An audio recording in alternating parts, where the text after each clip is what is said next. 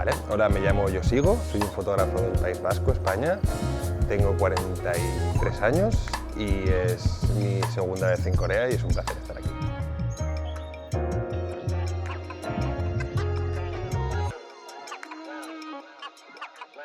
De hecho, me hace especial ilusión el hecho de poder enseñar aquí mis fotos sobre Corea, porque tengo la curiosidad de ver si la gente lo reconoce como tal, si lo ven como exótico, es decir, saber si les va a gustar mi visión de Corea me hace especial ilusión. Tiene mucho que ver con el hecho de que, como decía antes, a nivel de paleta de colores es muy diferente Seúl que España. Seúl es más vibrante, tiene como estos tonos más colores primarios, azules, amarillos, rojos, y a mí me conectó mucho. También tiene que ver con que para mí tiene un punto como onírico esta ciudad, de viaje un poco de ensueño.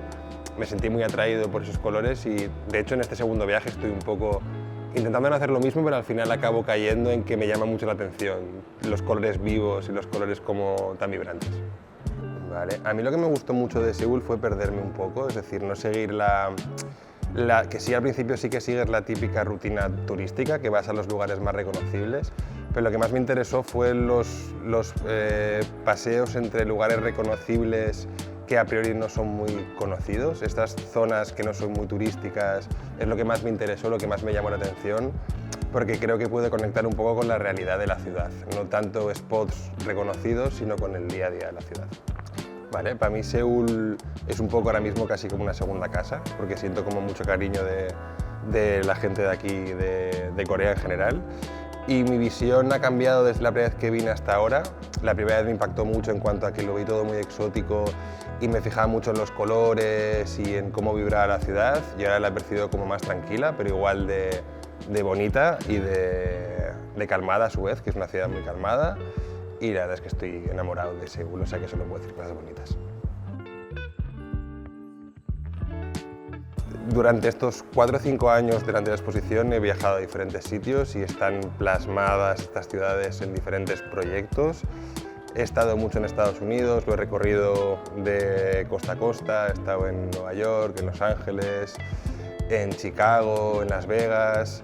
También he estado en Japón últimamente y luego hice un crucero que abordó diferentes ciudades del Mediterráneo, o sea que hay un poco variedad de paisaje mediterráneo y paisaje un poco más exótico para mí, pero no sé si creo que también. Yo creo que hay una mirada a los mismos temas, es decir, trabajo mucho el tema del turismo, el viaje, las vacaciones, lo que sí hay una evolución un poco en el registro fotográfico. Es decir, al final cuando terminé la anterior exposición sí que sentí necesidad de alguna manera de inventarme un poco a mí mismo, porque sentía que había cerrado un ciclo. Entonces sí que hay registros más pictóricos, juego mucho con la abstracción, los reflejos, intento crear una atmósfera un poco menos descriptiva y que sea un poquito más sensorial. Yo creo que se mantienen los temas, pero hay una mirada un poco diferente. Sí, son técnicas en sí fáciles de ejecutar, es más intentar tener una mirada diferente. Juego mucho con el movimiento de cámara para procurar que las imágenes tengan este punto como un poco borroso. También juego con filtros en cámara para dejar que pase menos luz y poder hacer movimientos diferentes por temas de velocidad. He utilizado un poco lo que he utilizado siempre, que es una mezcla de cámaras. Por un lado la cámara digital, luego cámaras de carrete o película o rollo, como quieras llamarla.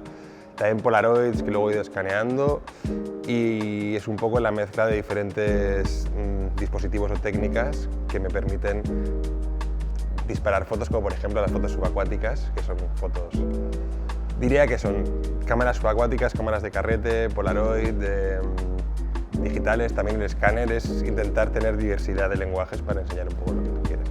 Yo creo que hay mucho del tipo de encuadre. Antes fotografiaba muy de lejos gente en pequeñito y ahora de alguna manera con el tiempo me voy acercando y me acerco más al sujeto. Entonces estoy como más cerca de las cosas que quiero fotografiar que antes. De alguna manera he ido como acercándome hasta casi meterme en el agua, no casi no, hasta meterme en el agua, de manera que creo que es algo que me pedía el cuerpo, como acortar las distancias para estar más cerca de la acción. El proyecto es sobre un crucero, es decir, es un crucero que realicé por el Mediterráneo, porque es un tema que me interesa mucho, la tipología de turismo que se hace. Y la idea del proyecto fue, de alguna manera, cuando haces un crucero, lo que te venden es un poco la conexión con el mar. Y me di cuenta al hacerlo que era al revés, que era que la gente, de alguna manera, en un crucero da todo el rato la espalda al mar. Es como que construyes una gran ciudad y el mar pasa desapercibido, por lo que mi idea fue enseñar un poco eso de forma un poco cómica y divertida, partiendo de esa idea. Sí, para mí es el primer proyecto en el cual conviven las dos disciplinas o técnicas, porque siempre cuando abordo un proyecto elijo un lenguaje, puede ser digital, puede ser Polaroid o puede ser película.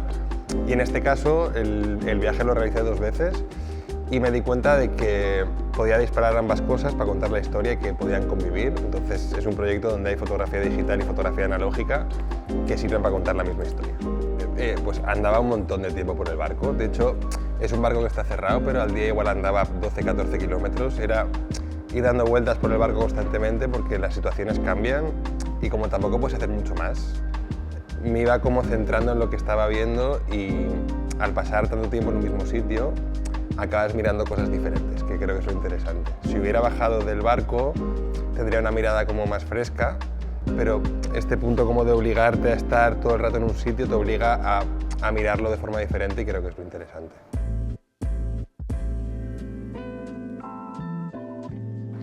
Sí, la idea de este proyecto yo creo que parte de la Ruta 66 es la idea de que importa casi más el trayecto que el destino.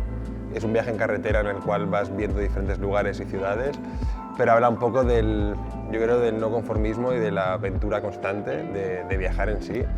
Y creo que es un poco la idea de que todavía es un viaje sin fin de alguna manera. Es un viaje que no termina porque al final siempre hay muchos destinos y creo que tiene mucho que ver con el título de la exposición. Sí, o sea, sí que era divertido que tú eliges como puntos de la ruta, pero al final es como en todo, me sucede siempre igual, que lo que más me interesa es aquello que me encuentro por el camino y no lo que busco. Yo siempre busco un destino, busco un spot, pero lo interesante no es en el spot en sí, sino lo que sucede hasta que llegas o hasta que lo encuentras, es donde realmente surge a mí lo interesante porque es algo que tú no te esperas. Entonces al no esperártelo es una sorpresa para ti y para el que lo ve. Cuando tú buscas algo, llegas a un sitio y lo encuentras, realmente ya sabías que estaba ahí, por lo tanto no hay sorpresa. Entonces la idea de este viaje era un poco también encontrar por el camino cosas, buscando como puntos de partida y llegada. Lo interesante era el trayecto del viaje, que es un poco la idea de la exposición Menstruo. Sí, yo creo que tiene mucho que ver con el no conformismo, con la idea de continuar el camino, con la idea de dejarte llevar, con la idea de sentir un poco, sentir la realidad de lo que vas viviendo y ser constante en algo que tú realmente no sepas si va a funcionar o no, porque no sabes lo que estás haciendo, pero es confiar un poco en tu instinto. Yo creo que tiene bastante que ver con mi padre. Yo siempre me he sentido muy influenciado por la fotografía americana en color de los años 70 y 80 y de alguna manera Estados Unidos tiene mucha relación con la fotografía que yo consumí cuando empecé. Era pues Stephen Shore, William Eggleston, artistas que de alguna manera, Robert Frank, trabajaban mucho la idea del viaje en sí mismo, entonces para un fotógrafo es algo muy icónico, de alguna manera, hacer la ruta, porque conectas con el paisaje americano que te remota a cuando tú empezaste a consumir fotografía, por lo que creo que es como algo que todo fotógrafo de alguna manera algún día quiere llegar a hacer. También creo que de alguna manera importa más la idea del viaje en sí que el destino, que también es importante, pero por ejemplo me parecería igual de interesante hacer un viaje de Seúl a Busan y ver qué sucede por el camino. Es como una excusa, creo, que nos ponemos los fotógrafos para vivir experiencias, que es lo que nos gusta, es viajar de alguna manera. La ruta es icónica, pero me daría igual viajar de cualquier lado a cualquier lado. Es como la idea del viaje en sí es lo interesante en este caso.